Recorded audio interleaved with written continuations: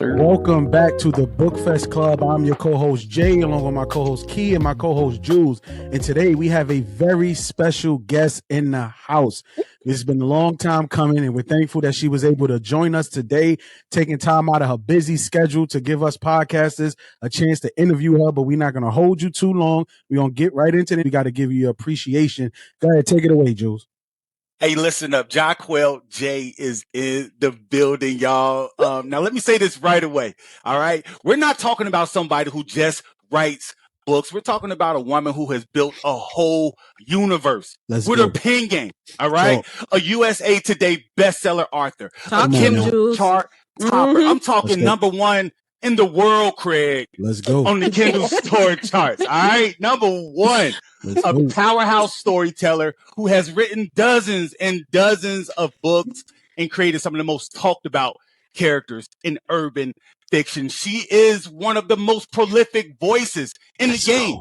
She just didn't get here by accident. She got here by consistency, by vision, by grit, and by giving readers exactly what they crave: the drama, the danger, passion, pain, family betrayal, page turning pressure. That's what we're talking about. And when Jaquel J writes, she just doesn't give the story, right? She gives you a world, right? I could smell, I can taste, I feel like I'm in the shootouts. When Andy's car got stolen, like, listen, the baby was in the back. I thought I was in the back of the car with the baby. All right.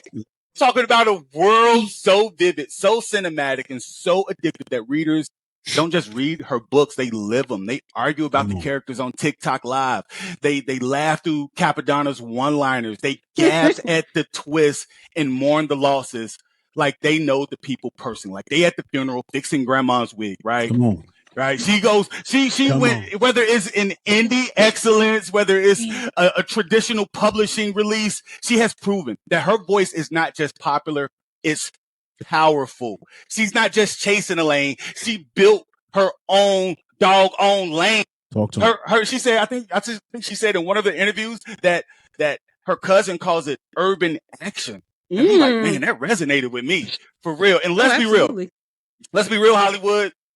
Hollywood needs to stop playing and needs to start paying attention because her catalog, this level of fandom, this level of storytelling is made for the big screen. So today, we're honored to sit down with a woman whose pen has become a force in the culture, whose stories keep readers in a Capadonna-like chokehold, whose name belongs in a very serious conversation. I'm real serious about this, about the best to ever do it. All my cousins on death row. Y'all better act like y'all know who's in the room. Make some noise for the one and only, the fearless, the prolific, the culture shifting, Jaquel J. Jaquel J. Let's get it. Well, thank you.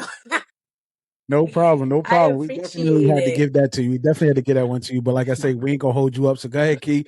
Get into the first question for our author lady here. Yes, absolutely. And this is definitely for Miss Jaquel J, but also for people who have always watched our podcast. Y'all know it is very hard to follow up after Jules. I don't even know what to say after that soliloquy. Right, I'm like, it's over. It's over. I just thank you again so much ×3 for granting us this interview. As you know, we have been covering the books. I am absolutely obsessed with the Delgado family, and we're going to jump right into the questions. This is one for me. This is a great icebreaker. Music is a very big part of your series. I was just actually listening to the playlist that you created for Capadonna, and I'm curious, what music do you listen to get yourself in the writing mood?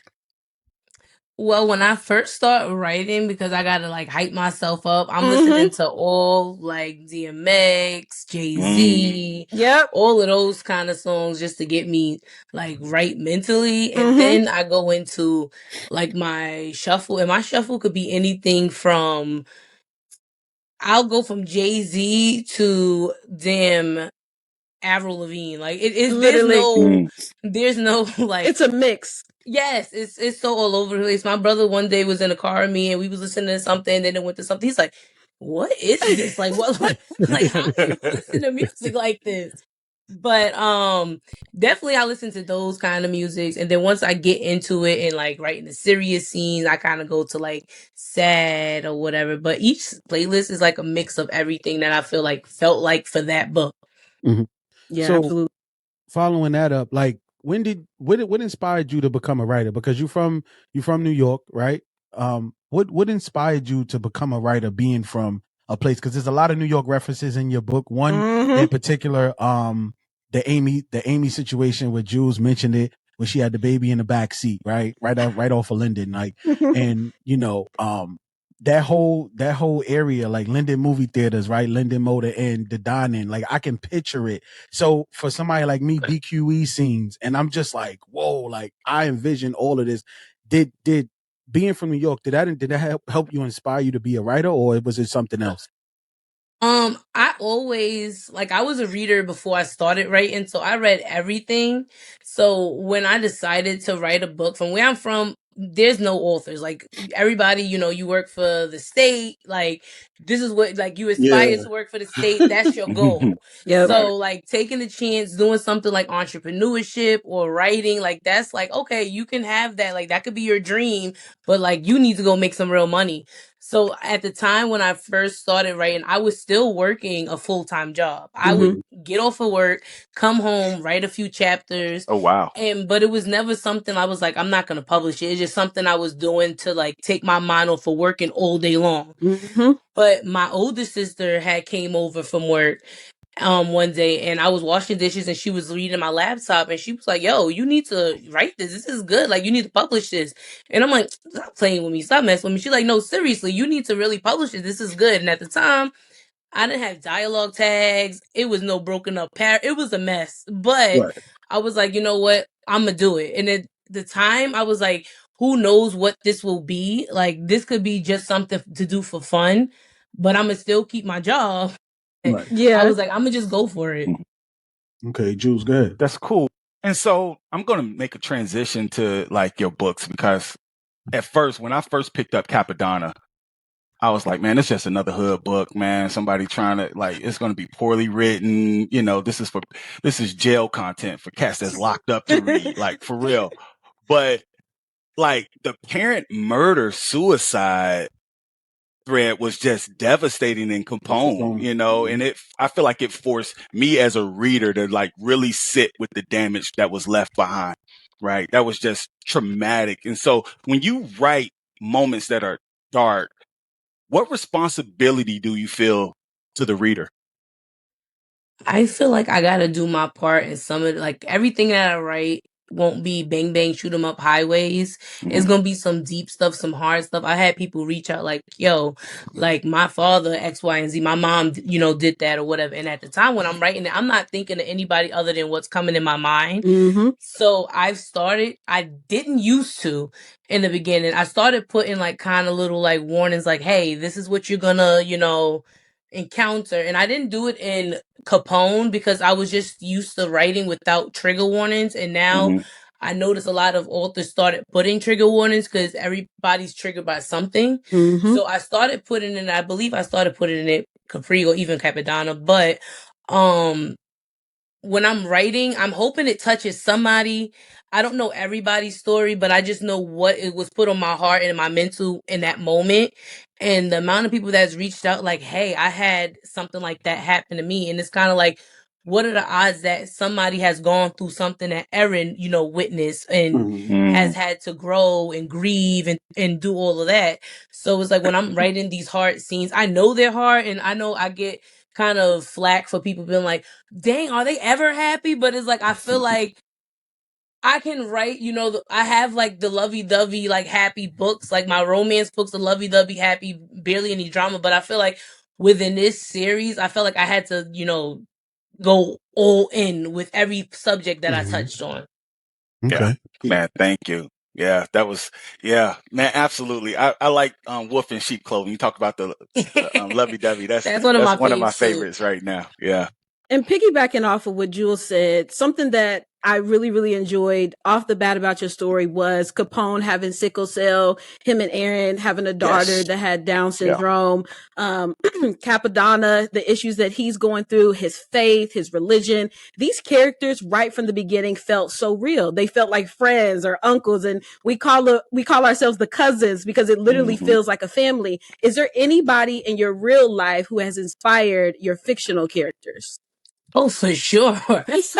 Do they know that they have inspired the fictional characters? My husband is a mix of Goon and Capadonna. My brother. I don't want no smoke with your husband. We gotta be don't disrespect her in this interview because you said Goon is your husband. I'm scared now. My brother's a mix of Mir, and like Mir's like witty, like him being a little brother and always on, like that's my brother to me because I'm older than him. So it's like they're all a mix of everything. I take a mix of my family and put it in the books because it makes it real for me. Yes. And it makes it real for the reader because they're like, yo, I know somebody like that. Like, I got a cousin that's like that. Everybody like with Amy. Everybody, and I don't know everybody, but I know I have a few cousins that are smart as hell, but they're not street smart. It's like, girl, like get it together. So you always know somebody that is like, girl, she is smart as hell, but dang, like why she so dumb at the same time? So if I follow up, like when you say that, which character do you relate to? Like, and why? Like, what character most intrigues you that you're writing from? Maybe I have a little bit of personal experience from, you know. All of them at one point, but for sure, Zoya. I relate to the most. I've put a lot of myself into Zoya, so that's why I'll be like, not too much on Zoya. But luckily, a lot of women, like some people don't like Zoya, but there's some like, dang, Jai, you know me? Like, you put a mirror to my face, like, sheesh. So in that same space, how do you develop your characters and their personalities? Like, what is your process for that? And then Jules, you can take it away. I feel like when I'm developing them, I don't want to be just like, okay, age 33, occupation this. Like I always add something, that one little thing with them where like most of my guys, they love a nickname. They love calling a girl a nickname. Or like, I like that. If this person's going to be funny, gorgeous. Like Qasim. Right. I had Mir be funny, but Qasim, he has funny moments, but he's more serious than his brother. So it's like, I add different things, especially it was more harder with Capone and Capadonna because I knew them being twins that people would think they needed to be the same. They needed to, Capone had to be like Capadonna, or Capadonna had to be like Capone. And I had put that in the beginning of Capadonna's book, like, look, that they're different. They are this twins, is not the, but they are different. These are different stories. I have a family full with twins, and they are all opposites. It's like, did y'all really share a womb? Like, they like really two different people. So when I was developing Capone and Capadonna, I'm like, Capone, he's in the cut, he sit back. Capone really ain't got no friends like that other than who he working around his family. That's my man, though. Not too much. Capadonna know everybody. He friends with everybody. He got a million and 7 jobs. So it's like, you got the introverted twin, and then you got the extroverted twin who, like Capadonna, like he stays himself, but he'll have a conversation with you. Meanwhile, Capone, he's more so to himself and his family. Because he didn't have a large crew. Yeah, Jules, I love Capone, man. I love Capadonna. Like, there's some emotionally scenes. There's scenes where I laughed out loud listening to the audiobook when Capadonna puts old boy's face on the grill and having a whole conversation. Said, "Hey, have a conversation with my daughter." That was crazy. Before you get into the question, that is when you say that on Gates Avenue. My wife is from Gates. She's from Gates, Ralph, and Patchen. Over there all the time as a teenager. Crazy. Wait a minute. Oh man, that's crazy. And then there's times where I cried, like with Capadonna and Capella's relationship and the tension that was there and how they was trying to navigate that space. Man, you brought all the emotions out. Which scene was harder for you to write emotionally? Wow, there's a few, but one particular would be Qasim's 2 parts. I can see the part when Mir finds him in the bathroom. That part was really, really hard. And then the part where he finds out what happened to Elijah and he like breaks down. those parts were really like kind of emotional. And even writing what happened to Elijah, I wanted to paint the picture, but I didn't want to go in it. Like I didn't want to. Yeah. And my editor was like, you did it perfectly. Like you didn't, you let us know what happened without letting us know what happened. And those parts were like tough. And I even debated a few times, like, am I going to put this in here? Like, I felt like it was needed for my story, and it was developed when I was developing the storyline that was in it. But I was like, do I leave it out? But I was like, you know what? I've already did everything in the series. Let me add this because this happens. It's the truth. And that part was really, really hard for me to write. After I had to like take a little break, I had to walk away from my laptop. I was like, let me go breathe. So something that we talked about in our very first episode when we did Capone, which let me just say to the viewers and to Miss Jahquel, Capone is my man.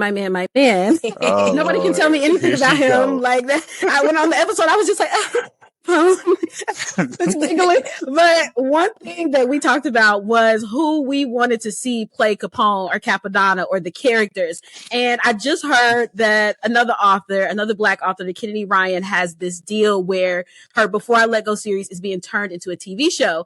Do you think that there's some chance that the Delgado family universe or even any of your other books, because you have so many that have brought joy to the readers. Do you think that it's a possibility that we could get a movie or a TV show from Jaquel J's books? I'm hoping. I'm hoping from your cigar because I've been praying and I hope. Yeah, I'm just saying power. This is up there with power. This is up there with BMF. I agree. I'm just saying. And in that, right, when I first got into the book, right, I made a video. I didn't know what to expect, right? I just thought that it was going to be like a small filler for me because I was in a space where there was no other books that I wanted to read or listen to. And when I came across your book, I was like, okay, let me see what's going on, right? And I listened to it first, and I had to go back. I listened to it 2 times because I didn't know. I was so befuddled, like I really didn't know what to do. Like I never spent money so fast on another. Come on now. I agree. I'm right here, not because you here. I'm talking about like after that whole situation, I went immediately. I was like, okay, purchase, and then purchase. And it wasn't like, I don't know what it was. The gravitational pull was insane. And I had to like, I was obsessed. And then I told her and I was like, yo, I remember. This is it. I don't know what else we doing. We putting everything literally down. He was like, we're not doing nothing else. And I said, no, this is it. I called him.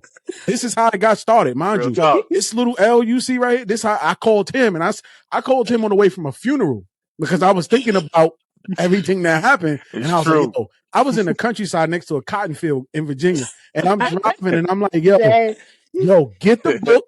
Get it now, bro. We got the podcast. You're going to join.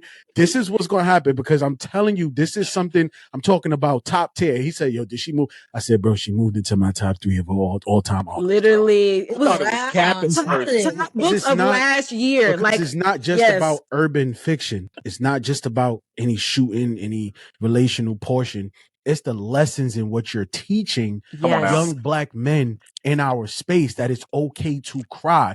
The reiteration of what Capone tells Jaden, you have to let that emotion out. What he tells his son, you have to let that emotion out.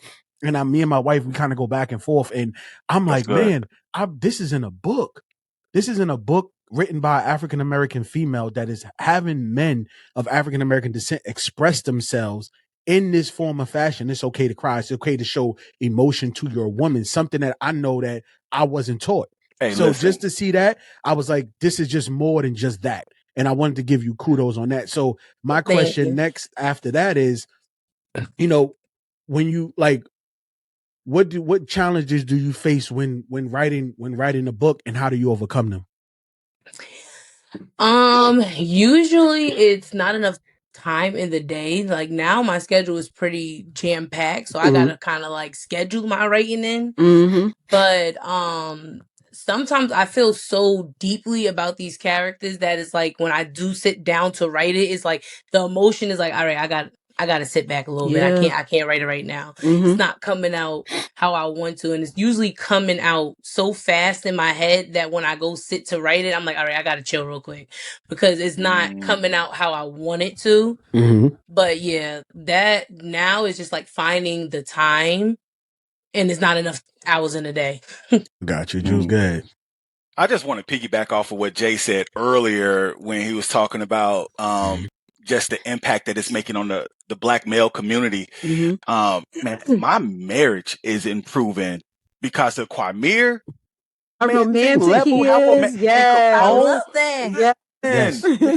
Listen, like my wife was like, you need to keep reading. Whatever you read, you need to keep reading that. Keep it going. But there's a lot of sit downs. One of my favorite sit downs in the series, in the Delgado series, when Quamir approaches the men of the family, his dad, Capadonna, and he gathers them all in the room and he says, listen, I want to seriously pursue Capri. And that's one of my favorite sit downs in the whole series. If you could sit down with one of the Delgado characters and ask them one question, they had to answer honestly, right? Who would it be and what would you ask? Yep. Ooh. Got her, y'all. Y'all gonna be shocked by this. She said, wait. But it would probably be Naim. Look, no.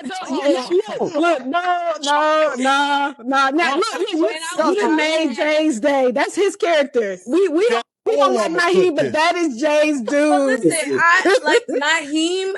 Like, yes, he did Capri so wrong, he was wrong. But I feel like there's like I have something I'm working on with him. Like he has a redemption story only because if we take the cheating aside, right, and we really paint the picture, he was a teen when he went to prison. He was raised throughout prison. We talked about that on the pod. And he really came out a grown teenager, and that's what a lot of men, when they go to prison and they come home grown teens. Now that's not excusing his bullshit. Like Jay, she's not excusing his bullshit. He's not. She said literally, Jay loves Naim, Miss Jahquel. That is his character. He has been rooting for a redemption for Naim since the very beginning, and everybody be clowning him for it. He just said on live. He just said, "I want Naim." No books. And he hasn't even been mentioned. I believe in Goon's book. And they will find a reason to bring this man up. He don't even be mentioned. He just be wherever in fiction land, and they be like, and that Naim. And I'm like, he ain't been mentioned about 4 books. He ain't even in this series. Right. Jay, you gotta follow this up, Jay. It's only right. Listen, the interview is done for me. I'm holding. I've been saying this. I didn't see that coming. I didn't either. Comments and everybody that said something crazy to me. I didn't feel like Mitch from Paid in Full. Nobody that's ever left any negative. Oh my gosh. Think bad about Naim, man. Y'all gonna get to see me now because I've always said this. He went to jail young. We don't even know why he went to jail. We don't even know. We just know he see Aaron in the police station. And think about that, how young they was and how long he was going. We don't know the backstory. We don't know anything. And I'm not saying that anything was going to be written about it. I just said that we have to give him some grace because if we're talking, people don't want to hear the mental side. They don't want to hear the therapeutic side about what we just talked about. I just said, men, we're raised a certain way. When we don't have these guidance, they talking about Capadonna. They're not teaching black man how to love. How the person in jail going to teach you something? Not to say that they can't, but there's certain things that you need to learn from the outside, from your folks that can. And then you're telling me this when I'm young. Once I get out, this stuff ain't been installed in me from, they say it in church, teach a kid the way so when he grow older, he will never depart. Like this is real stuff. So I'm excited, man. Why are you saying that? You don't put battery in this man. Oh my God! I just feel like he's not lying. Everything he said is true, and I feel like not much is known about Naim's story, which is why I feel like I probably have the most grace for him. Because y'all only know that his mom passed. Y'all don't know his background with his mom and his family. I don't really mention none of that. And he went to jail as a teenager, literally, and came home a grown grown teenager. Like he came home to money. Wow. Because the Delgados gave him up money. A car, a condo, a fat bank account. Yep. When you went poor to jail and then you come with all this stuff. Yep. Granted, his loyalty should have been, Capri. It should have been Capri. No doubt. And he took the raw chicken to make it up to her. I will never get over that. Pink ain't crazy, tried to kill her. But he came home, and it's kind of like for any guy that went to prison, came home with money. You got cars. You could do whatever you want. It's like you gonna flash out. You doing whatever you want. That's true. Like giving a teenager a credit card, with no limit. They gonna ball out. They gonna do whatever they want. Yep, that's right. Go ahead, kid.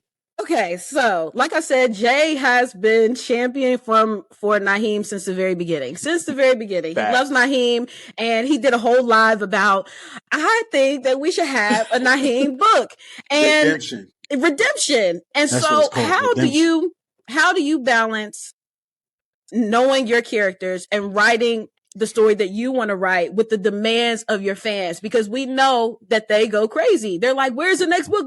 We want this. How do you balance that? I ignore them sometimes, or I be teasing as you should. Like with Goon 2, they're going crazy over Stevie, and I'm like, she died. Like I'm wearing black because she died. Like so I like messing with them, but sometimes they try to tell me how to write a book. Like Capri, nobody wanted Capri's book. Get it? Capri's my girl. They didn't even want her with Quamir. They was like, oh, why she added another homie to the homie hopping train? As if Capone didn't sleep with both of her friends. No. Like Capri gets no grace. That's why I love her so much. Like Capri is my girl. No one can say anything about Capri. I love Capri. But nobody really wanted her story, and everybody thought she was annoying. It was a select few that was like, I love Capri. Like, that's their little sister, blah, blah, blah. But it was a lot that was like, we don't even need her story. And I'm like, and when you say you don't want something, now I'm going to give it to you. Now I'm going to give it. Like, literally, you said you don't want it. Oh, I'm going to write it now. Absolutely. Yep. And how do you manage when people get disrespectful? Because that has happened too. In the author groups, people get entitled. They feel like this is what we want it now. Where's the audiobook? And that was an episode we did too. Like, authors have to be given grace. Like you said, you have a personal life. You have just been through a loss. And I feel like sometimes the readers don't necessarily understand that, because they're like, we want the next book. But how do you manage when people get disrespectful or they cross that boundary and they're not appreciating your craft and being patient and letting you cook? Sometimes I find myself like, let me go ahead and delete that because my agent is going to be on me if I comment that back. And I try not to revert because they like to pull strings. And I'm talking about the disrespectful ones. Yeah. Not all of them are like that. Like a lot of them like, girl, when you put this book out, it's going to come. But I try not to go back and forth, which is why I kind of stay off of my TikTok, my author TikTok. Like I'm not on there often. Only when I have to record something or post something, that's when I log on, because I find that it becomes sometimes Book Talk is a great place. You find book recs, you find, podcasts like you guys, all different things. But then there's that negative spot of people that have a platform and decides like, okay, and it's not even talking about me. They're going to be like, I'm going to tear down this book. Yeah. Me personally, when I was a reader, if I didn't like a book, I'm not speaking on it. It's like, I didn't like it. Let me put it to the side. Understood. And then you have those that do what books I DNF, which is fine. But then you have those that got to go deep into, I DNF this because blah, blah, blah. And I'm just like, let me get off of here. Yeah. I be up on some threads like Jahquel was over there lighting them up. So I try to remove myself from the spaces. Like I remove myself from threads. I don't do threads anymore. And I try to just stay in my own bubble. Yeah. Threads is absolutely a toxic place. But I'm just letting you know, they be defending you. If the people that get crazy, they be reading them for filth. Yeah. Like, watch yourself. Them. I mean, literally, cousins. You have such a loyal fan base. Anytime somebody steps out of line, they nip that quick. And they be like, see, this is why she don't interact with us now. This is why she doesn't do drops now. Because of y'all. And going into we winding down, we ain't gonna hold you up too much longer. What is the most, before we get into Rich and Rotten as well, because I got some questions about that one too. Lord have mercy.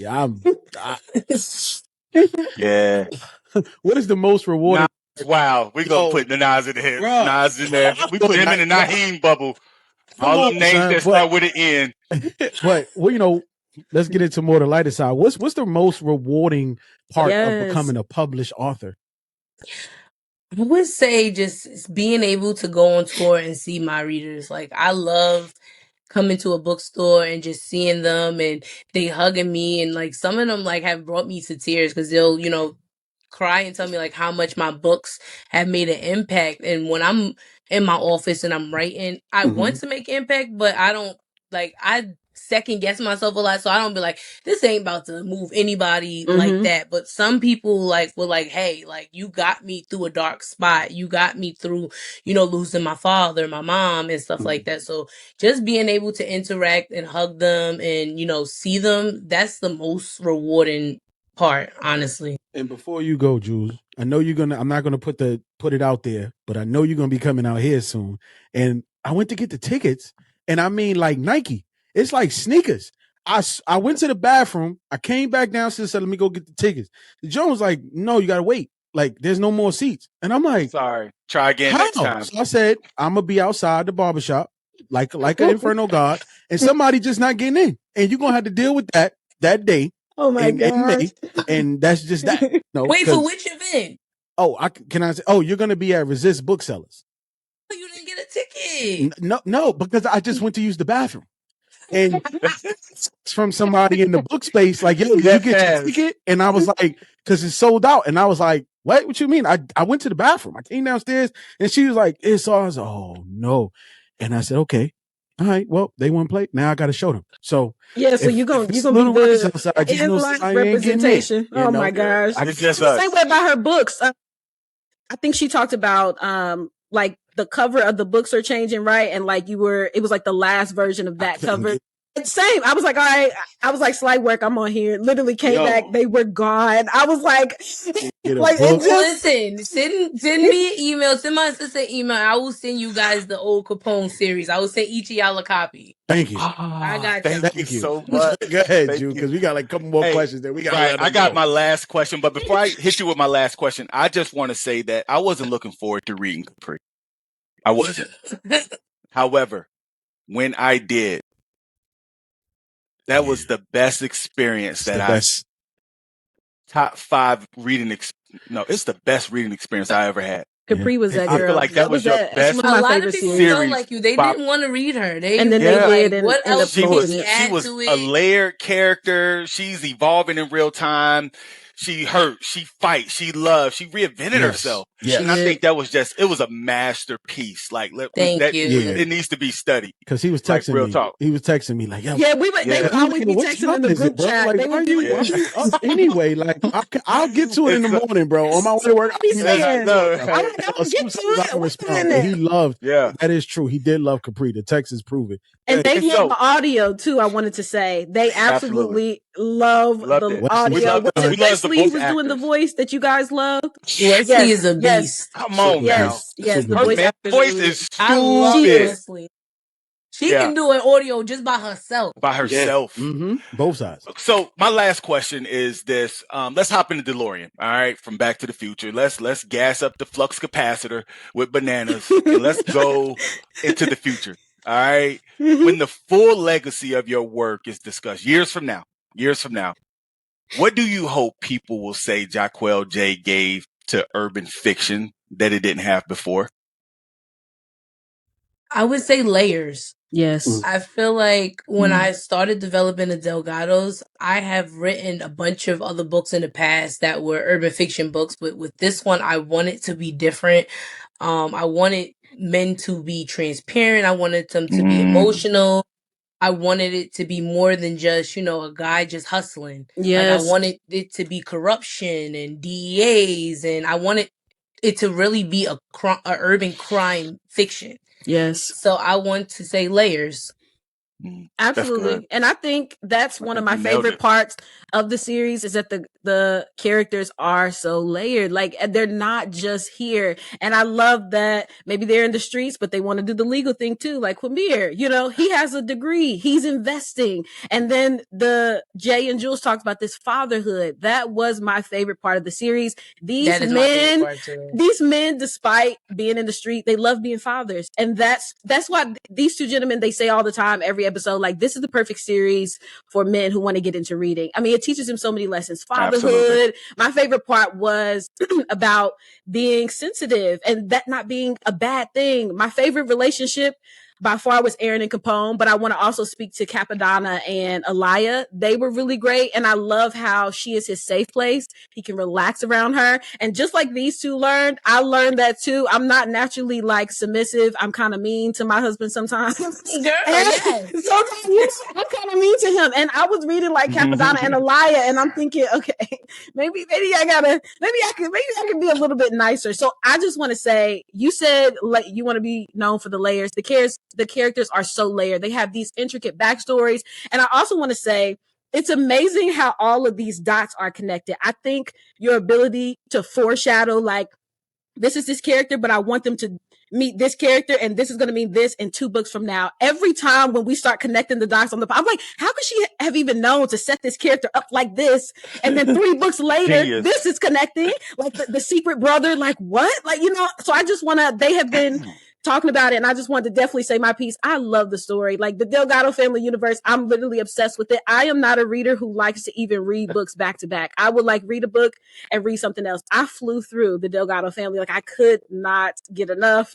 And I just want to say thank you again for granting us this opportunity. Like this is like my dream. Authors to me are like my celebrities, and just seeing you on that camera and interacting with you and talking to you and talking about the books, it literally has been the highlight of my year. And my birthday is next week. So this is like my birthday present. Thank you. So with that being said, before we get into Rich and Rotten, I did want to bring that up. You were able to code switch it in Capri series and your layers to, okay, well, we're still street, but guess what? We're educated as well. Yes. So let me show you that we can be in the highest of highest places when you're dealing with governors, you're dealing with DA prosecutors, you're dealing with lawyers, you know, you're dealing with that office space, right? You was able to handle both and show us in 2 different lights. Yeah, we can have a mean streak, but guess what? We can also be street smart and we could be book smart as well. So even down to the college, when you introduce that, which is not normally a thing spoken about in urban fiction, we know that when we talk about the book, we're looking at most of those things in introspect, like, damn, she really did show another side, and she wasn't just a one-trick pony. She switched it on us like topsy-turvy, and now we're in college, and we're still doing the same thing. College memories. We're talking about friends from college. You know, even they might not be the best people, but you know, kudos to you on that to be able to bring that up as well and show us in a different light. And now, Richard Ryan, man, that's your new. Came out. I can say this.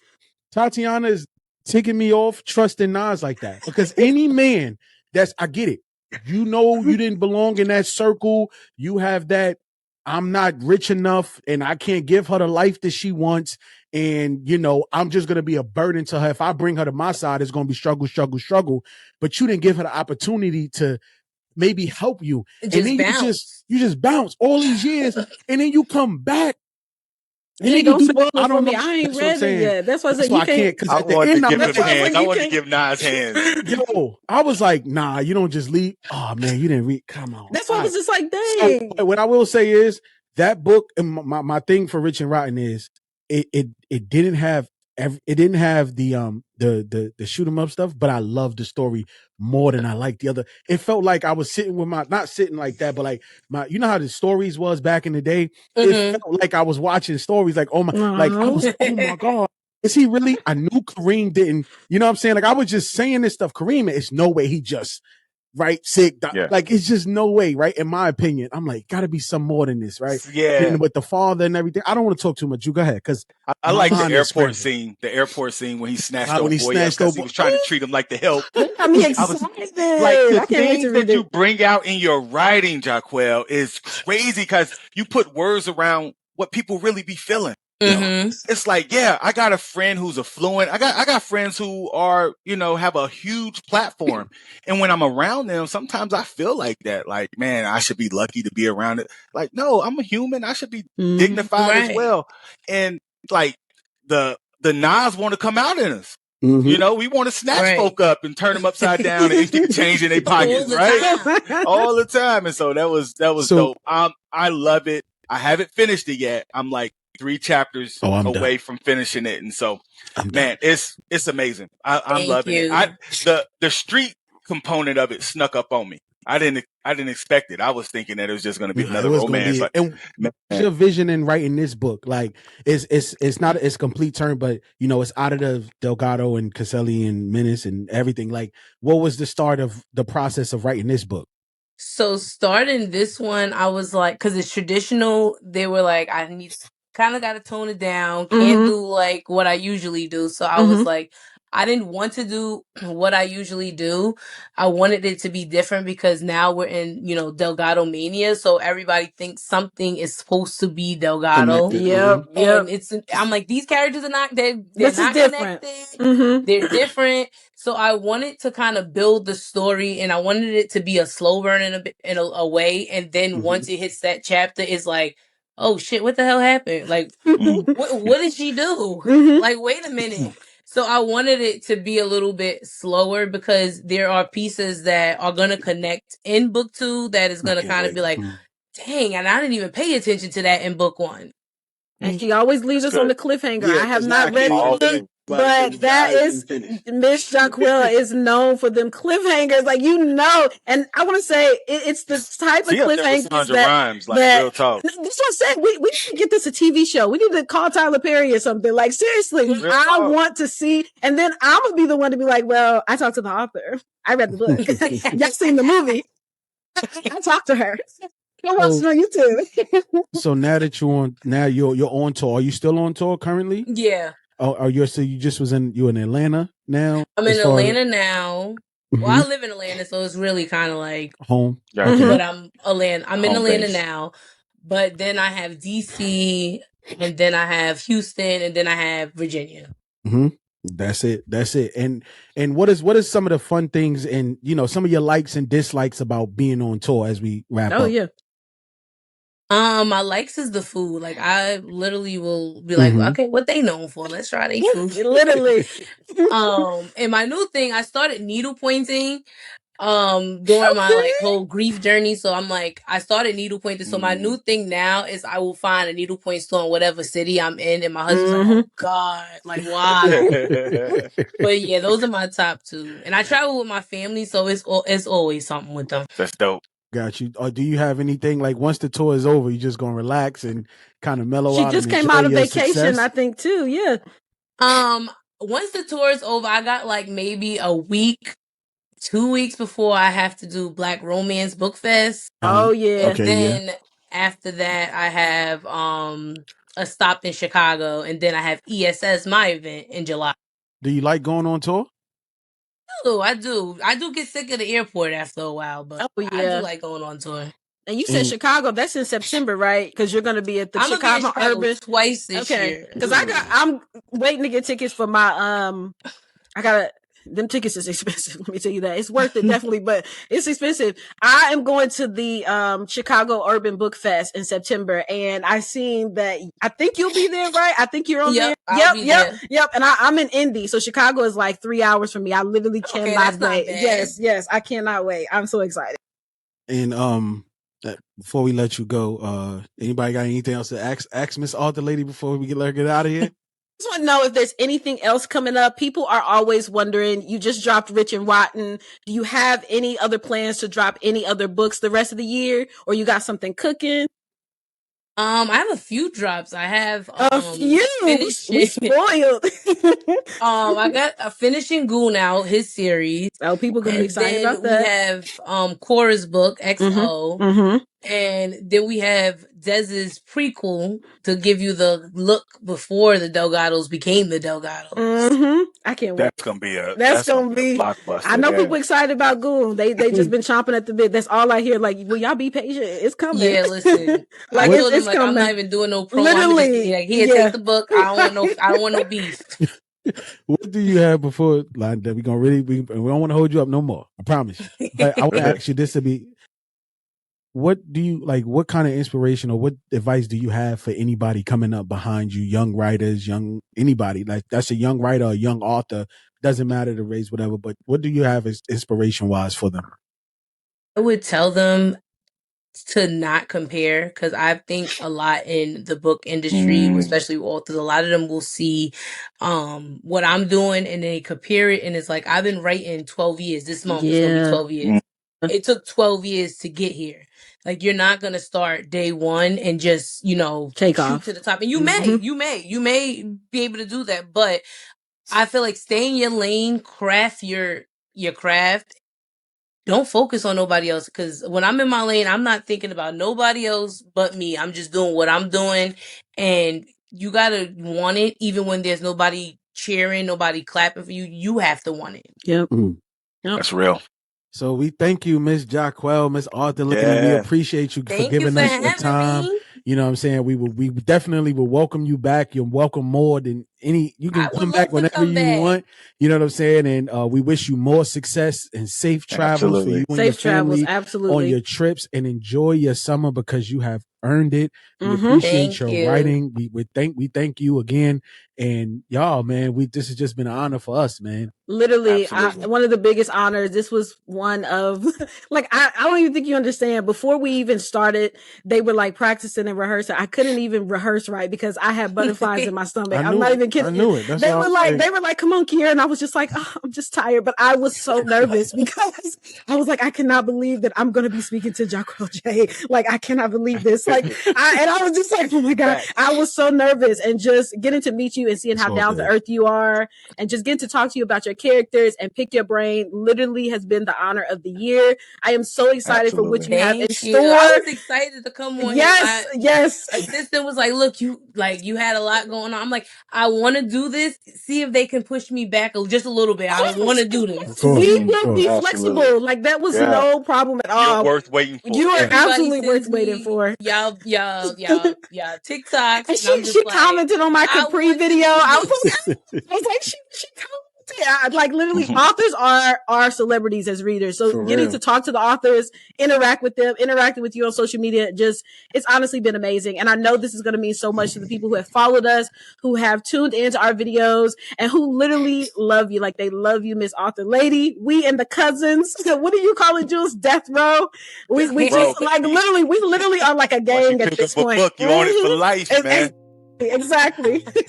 This has been another episode of the Bookfest Club, y'all. We're here with Miss Author Lady, Jules the speaker, Key the reader, Jada the author. Stopping there, the author. Because we bringing in Naim to the stage.